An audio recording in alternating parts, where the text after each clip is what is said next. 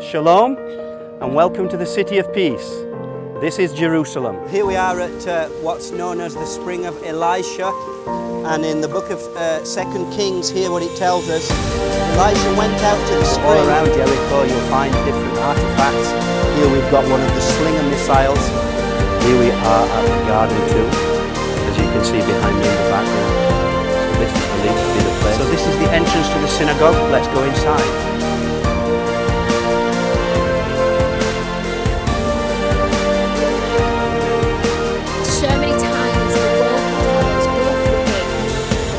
The auditoriums, go for the big, try and reach the important.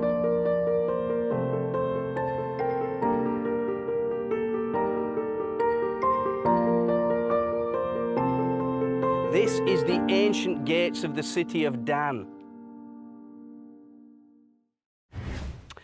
Okay, so let me bring you a Bible reading that will help explain where we are. Now we're going way back into Genesis. We're not going back to the time of Jesus. We're not even going back to the time of the land of Israel. We're going back 1,000 years before that, 2,000 years before Jesus. We're going way back to the time when Abraham first entered the land, back to the Bronze Age, okay? So we find this in Genesis chapter 14 and verse 13. I'll start reading it. A man who had escaped came and reported to Abraham, the Hebrew. Now, Abraham was living near the great trees of Mamre and Anna, all of whom were allied with Abraham. When Abraham heard, Abraham was living way down south in what we would call Judea today, Judea, Samaria. When Abraham heard that his relative Lot had been taken captive, he called out the 318 trained men born in his household, and he went in pursuit as far as Dan. During the night, Abraham divided his men to attack them, and he routed them, pursuing them as far as Hobah, north of Damascus. He recovered all the goods and brought back his relative Lot and his possessions, together with the women and the other people. So here is a battle that Abraham fought. You remember his nephew Lot was living in Sodom, and they were captured by an alliance of kings. They captured Lot, and they were taking him back to Mesopotamia, up through the Fertile Crescent, up past Damascus. Abraham pursued them and fought the battle, and it says he came here as far as Dan. This is the ancient gates of the city of Dan. Now, it wasn't called Dan in that time. It would be renamed Dan when the Israelites came, and the tribe of Dan would set up their capital here. We'll look at that in a moment. But this is where Abraham came. Now, if you remember where we were in Jerusalem, when Abraham defeated the alliance of kings here, and he recovered his nephew and their possessions, he then went all the way back to the original city of David, to the Gihon spring. Now, you know how far away that is because we've driven all the way up here. And there he met Melchizedek, the king priest of Jerusalem. And it was there that Melchizedek came out and greeted Abraham, and he gave him bread and wine. And the king of Sodom offered Abraham a reward, and Abraham says, I will take nothing from the king of Sodom.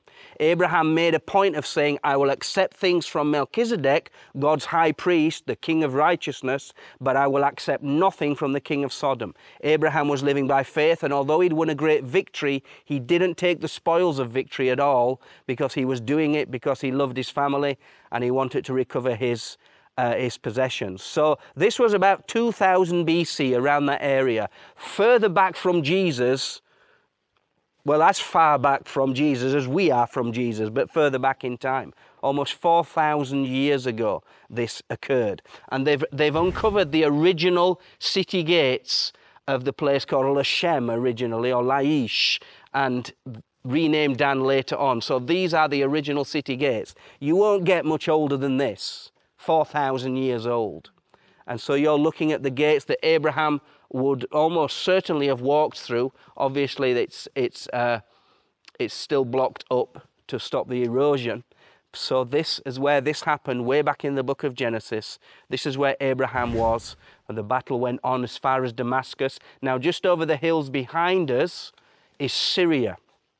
In fact, when we go up to Caesarea Philippi, after lunch, we are going right up to the border of Syria, you know, where the civil war is going on.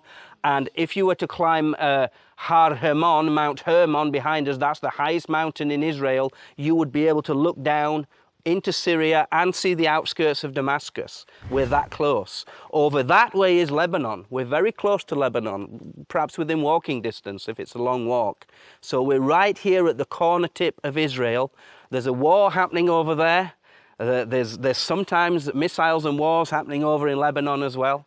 But we're here in the land of Israel at the gates where Abraham, the father of Israel, the father of the Jews, the father of everyone of faith, walked through. Okay, so here we are at some different gates of Dan. These are the gates of the rebuilt city of Dan that was built by the Israelites. The Israelite tribe of Dan rebuilt their city here.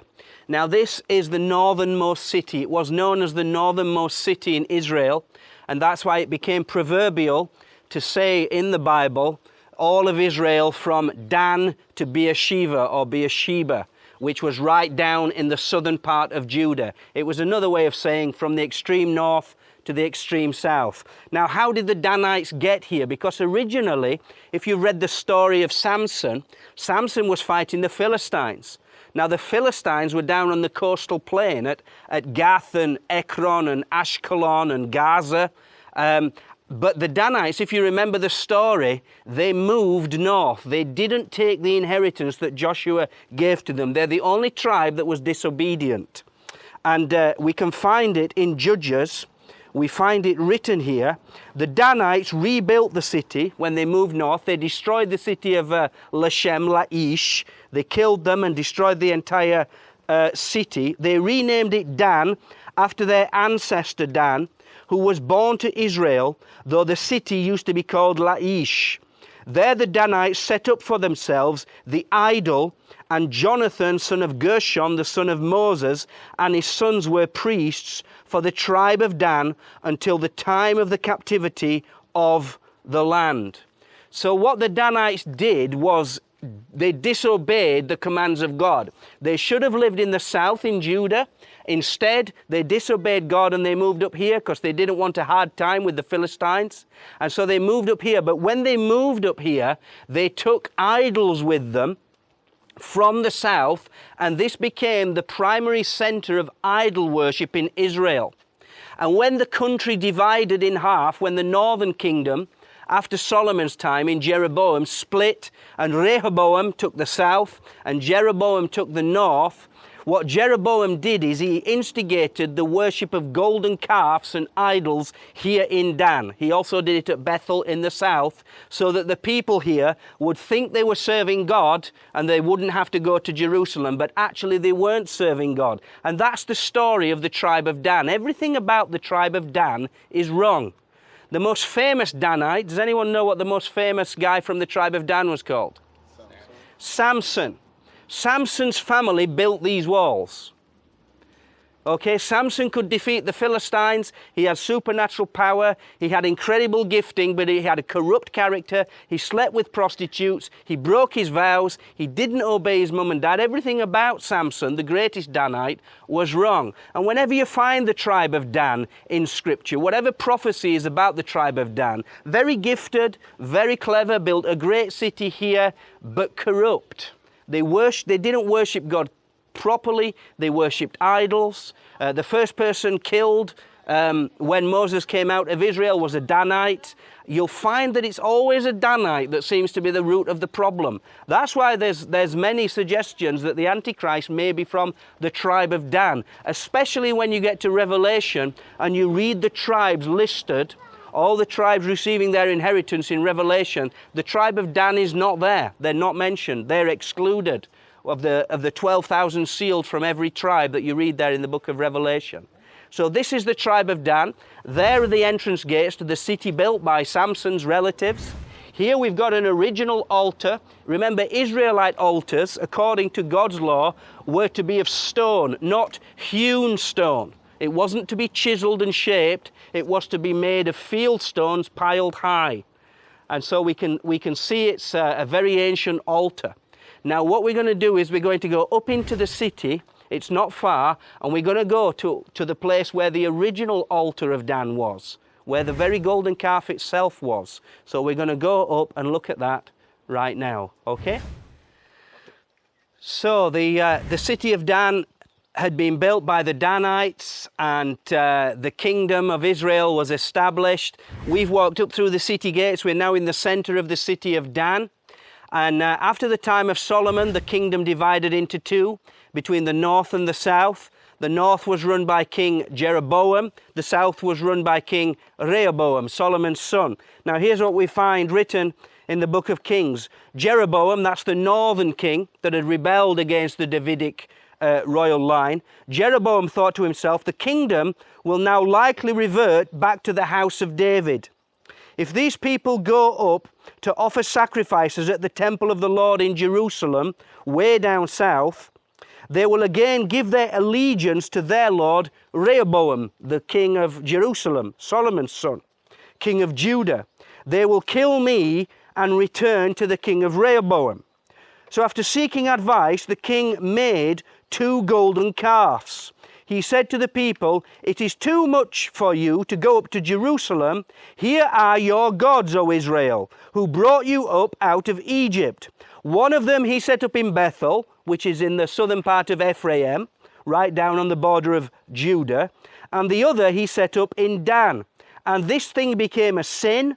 The people came to worship the one in Bethel, and even went as far as Dan to worship the other one. So here is where that worship was, and here you can see a representation of the altar. We know that's what it was like because we still have the base of the altar in situ. It's still there. So here is where they came and worshipped the golden calf.